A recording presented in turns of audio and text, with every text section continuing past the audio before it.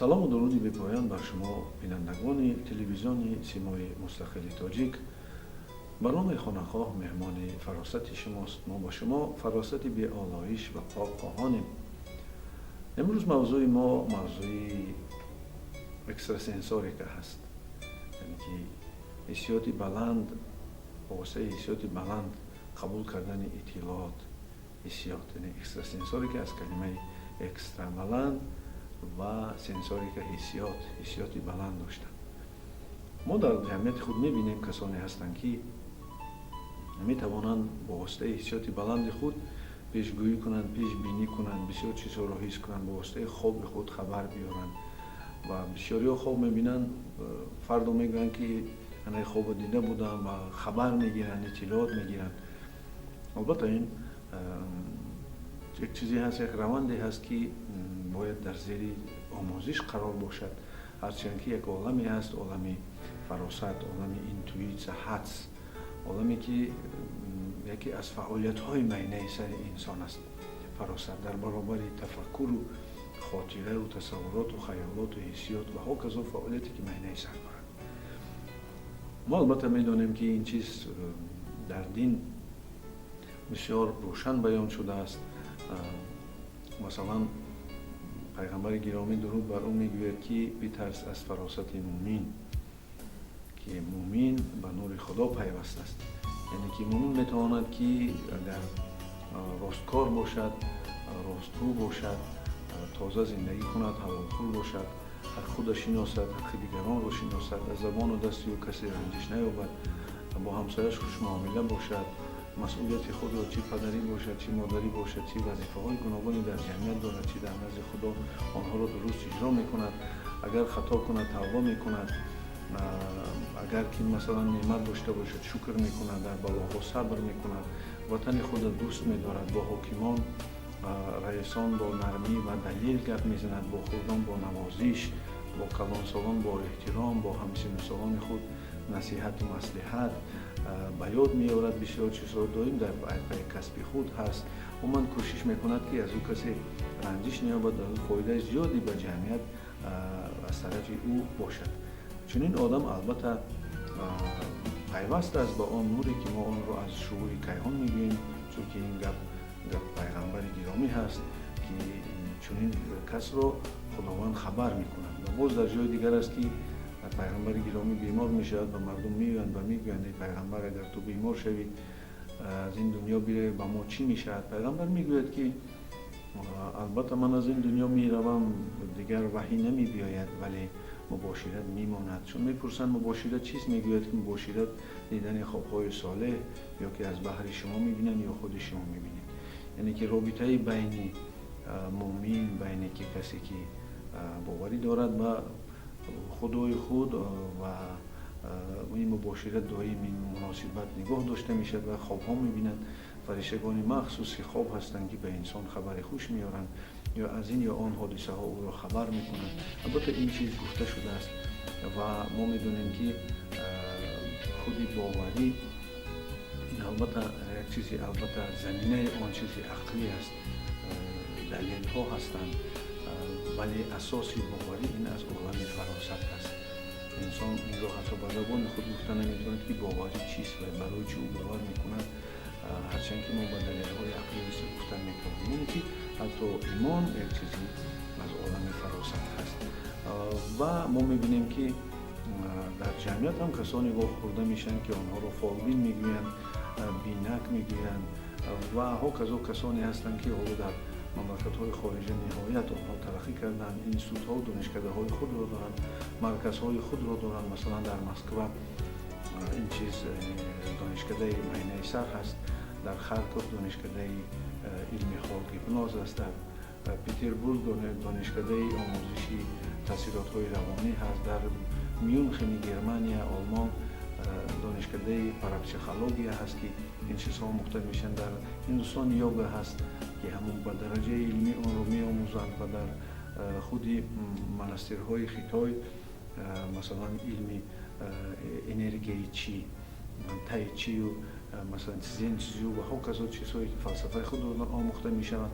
дар Америка, дар Иёлоти Муттаҳидаи Америка هست مرکزی که حالتهای فوق‌العاده روانی انسان را پارانورمال نیابرینی رو می‌آموزند و این چرا چون اینها چیزا می‌آموزند و چون ما در جمعیت خود می‌خواهیم این چیز رو انتشار کنیم. بعضی‌ها میگویند که این دروغ است، این فریب است. اگر که این دروغ و فریب باشد پس در فرهنگ ما و شما نمیشود، یا اینکه در مملکت‌های خارجی این رو به اون درجه در سطح دولت نمی‌آموختند. پس ما هم باید برای اون که بخواهیم که در این سطح از علم‌هایی که مثلا فراستی هستند، از این علم‌هایی که زمینه‌های عقلی دارند، البته ما باید جمعیت خود رو خبردار کنیم.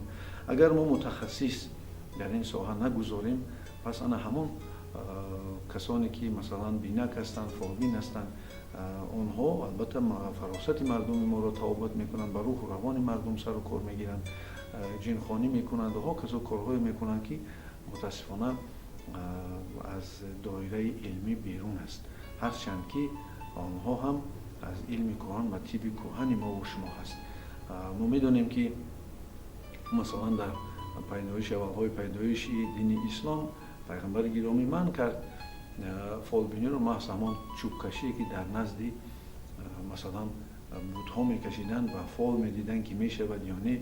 ما خودی ما و شما میدونیم بسیار چیزها رو پیغمبر گرامی فال نیک میگفت و نشان داد آن است که آینده ای که مثلا خوب است، آینده ای که آن رو مثلا از روی بعضی چیزها فهمیدن میشود، از روی منطق است، از روی فراست است. نیک بودنش مثلا انسان به کدام قسمی از معینه سر خود شاید فراست خود حس میکند.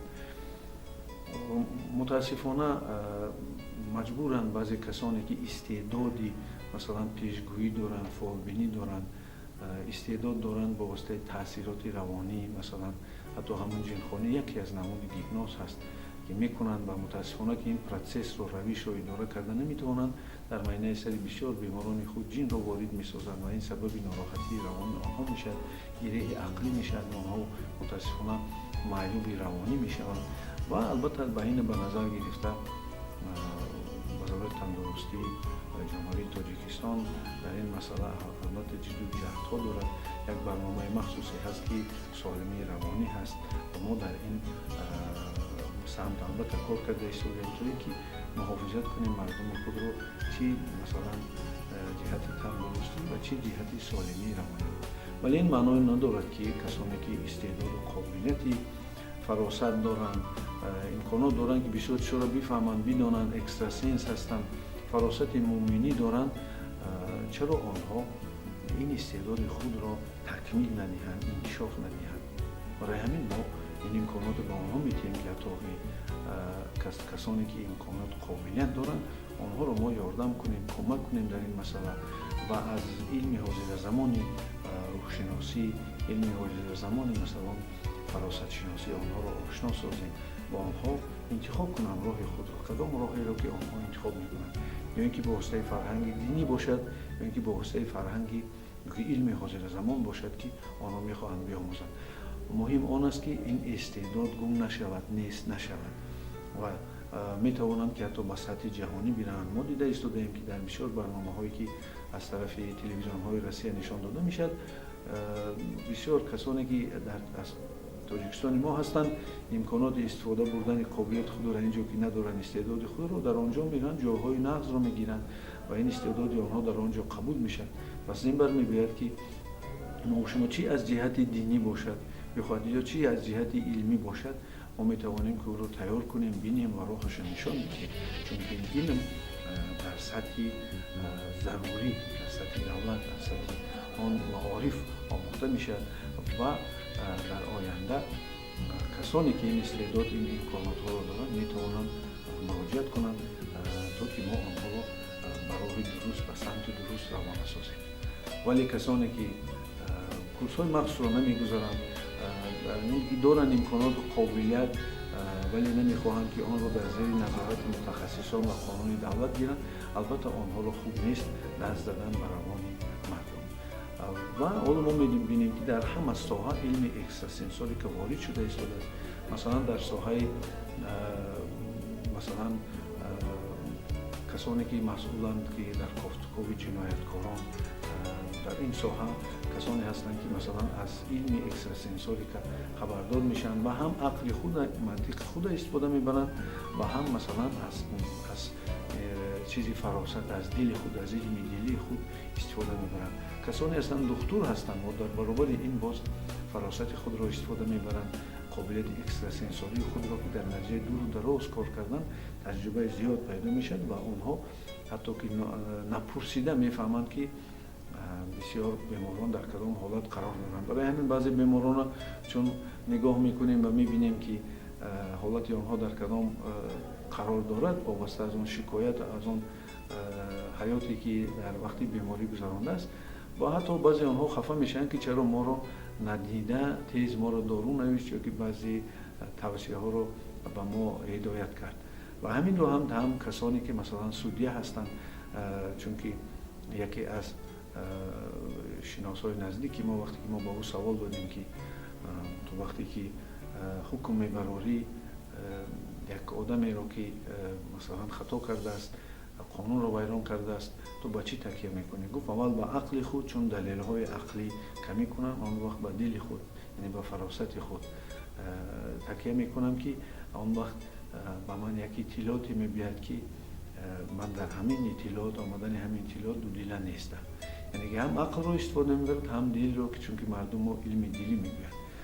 و البته ما و شما میدانیم که مردم ما در زینه معنویات رسیدن و دوستان خدا، ولی ها، صوفی ها، کسانی داریم در خلق خود که آنها از این علم بسیار باشعورانه استفاده می بردن و باید بیارید یک نقلی را که پیش همی خیلی بود، چون مکتب های مخصوصی تصوفی را می خوندن، آنها را استادشان به منطقه های گوناگونی مثلا دنیا روانه میکرد که رفته آدمان رو از این علم ها خبر کنید و نگهبان مثلا شریعت و زندگی آنها باشید. و وقتی که یک دوست خدا در ناحیه رشت بود و دیگر دوست خدا روانه شده بود و درواز در اینجا وقتی که این دوست خدا در ناحیه رشت گذشته می شود و مردم میگویند که یک هفته راه هست و رفتن و درواز و دوستش خبر کردن، ما یکون روز رو خبر میکنیم و این رو حالو باشد میگذرانیم. گفتن همون روزی که جنازهش میشد و فردا همون دوست خدا میرسد، یعنی یک هفته اینه راه رو پیش یک هفته پیش حس میکند که رفیقش از این دنیا میرود. و این چی بود؟ من کدام علم بود؟ البته این آن علمی فراست است، فراست مومنی هست که از چارچوبه عقل بعضی حالت بیرون میرد و حالا ما کوشش کرده ایستادیم که همه اون چیز روندهایی که در آدمان میشود آنها رو ما مثلا اساسهای علمی بدهیم. برای همین اون جریانی که ما در همین تصوف آن را ایجاد کرده ایستادیم یا صوفیزم علمی همین معنا رو دارد که هر چیزی که ما میگیم باید در علم اساس خود را تکیه خود را داشته باشد، اثبات شده باشد و تحقیق ها گذرانده شده باشد. مثلا کسانی که بینک هستند، فالبینانی که بینک هستند، کسانی که مثلا شما البته در زندگی خود بخوردید بسیار چیزها رو میگویند، چی هست که آنها در چنین حالت میگویند و بعضا درست میگویند و حتی آدمان متحیر میشن، چون که ما شما میدونیم که چشم انسان از 200 نانومتر تا 800 نانومتر میبینند. 3 رنگ رو، کبوت و سبز و سرخ رو از این کم و زیاد رو نمیبینند و همه آن رنگ های گوناگونی که ما شما میبینیم این آمیخته همین 3 رنگ هستند. اول 7 رنگ میشود، بعد میلیون تا بیش دارند و پس از این برمی آید که کسانی هستند که امکانات بینایی آنها دیگر است و آنها موجود نورهایی رو میبینند که البته در اطراف آدم مثلا میدان الکترومغناطیسی او رو میبینند که وابسته از آن رنگ میدان الکترومغناطیسی گفتن ممکن است که مثلا کدام فکرها هستند، بیماریش در کجا هست و غیر از این. باز آدمانی هستند با کف دست خود حس میکنند، یعنی که دست مانده میفهمند که در اطراف انسان یک میدان الکترومغناطیسی است که آن را حس میکنند، چون که حسیات کف دست هم از آدمانی که چنین قابلیت دارند زیادتر است و آنها از گرمی و خنکی، از تنکی، از گریه و بسیار چیزهایی که در اطراف آن آدم میشود میفهمند که عضو او در کدام حالت قرار دارد. از نبض میفهمند، نبض شناسی علمی فراست، یعنی از فراست از هرچند که اساسهای مثلا عقلی هم دارد و کسانی هستند باز چیزهایی را میشنوند که دیگران در حالت مقرری آن را نمیشنوند. مثلا از 20 تا 16 هزار گرس آدم میشنوند، از این پس و بلند نمیشنوند. کسانی هستند این چیز رو میشنوند، کسانی هستند که بوی رو نقد میفهمند، کسانی هستند که لذت رو یعنی که بیشتر و خوبتر میفهمند.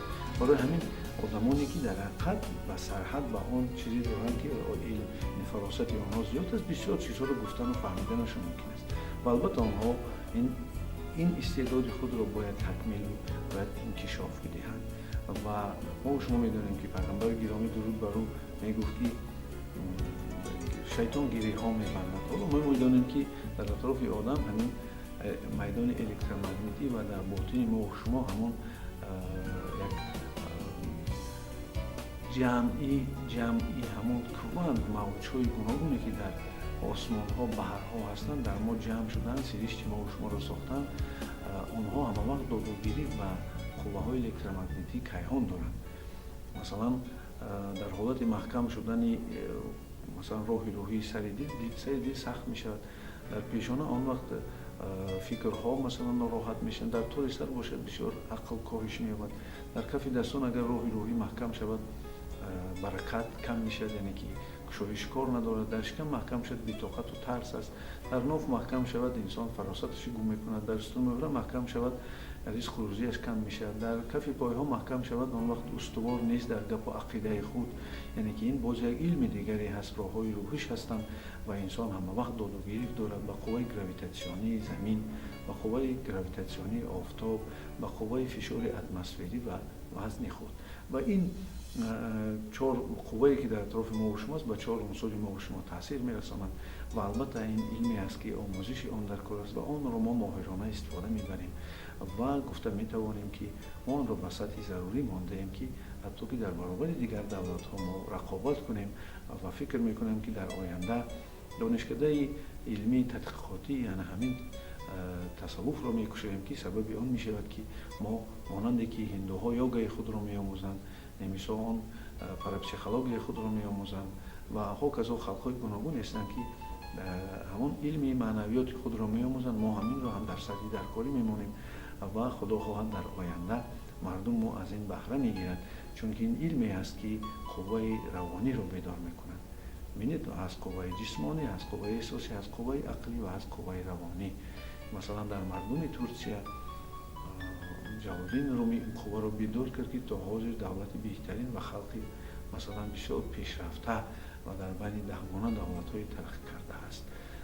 و ما شما می‌دونیم که مثلا خلق خیتای رو با اون زیرکی و داناییشان همون علمی که آنها انرژی سر و کار دارد آن را در بین مردم پهن کردند. هندوها همچنین که اینقدر سالها در زیر فشارها گم نکردند آن گوییم که محوری هستی خود را. و برای همین ما و شما هم میتوانیم در اون سطح ضروری تازه کرده از اون چیزهای خرافاتی، از اون چیزهای مثلا ناراحت کننده و آن را با تازه و روشن در اساس علم و جمعیت خود پیشنهاد کنیم. و ما و شما میدانیم کسانی هستند که با این علم سر و کار دارند، بیچاره خودشان بیمار هستند و مثلا یک بیماری شیزوفرنی این انگیزش نهایت سختی معنی سر، فشارهای معنی سر است و آن سبب اون می شود که بسیار امکانات و قابلیت‌های عظیمی پیدا می‌کنند ولی بیچاره خودش بیمار است. همین که قوه معنی که سر شد رفت یا این بعد بیماری شد یا اون خوابی سختی گندد یا اون مشکلات دیگر روبرو شد، قابلیت معنی سر سخت زور می شود و قوت می شود بیچاره در اینجا اداره قوه عصب نمیتواند بعد که تمام شد متاسفانه خودشان بیمار می شود و اینها را هم در این حالت کمک کردن ممکن است البته. و بدانید این علمی است که هر یکی شما میتواند آن را استفاده کنید. هر یکی شما خواب میبینید شب و هر یکی شما دلتان گواهی میدهد و همون این علم درباره همون چیزی هست که شما پیشکی آن را حس میکنید، میفهمید، درک میکنید و البته آن سوختگی علمی را و آن لازم است که این علم برای ما و برای جمعیت ما و شما برای نیازمندان فایده مند باشد. وقتی که از این علم شما خبردار شده عاقبت کار خوب میشه، چون که انسان همه وقت میدوند، خبر میگیرد، اطلاعات میگیرد از اون چیزی که در آینده با اون میشود و خلق ما لایق است به آن که از این علم خبردار باشد، چون که این علم در ضمیر او کیها شهد خود را چشانده است. سلامت.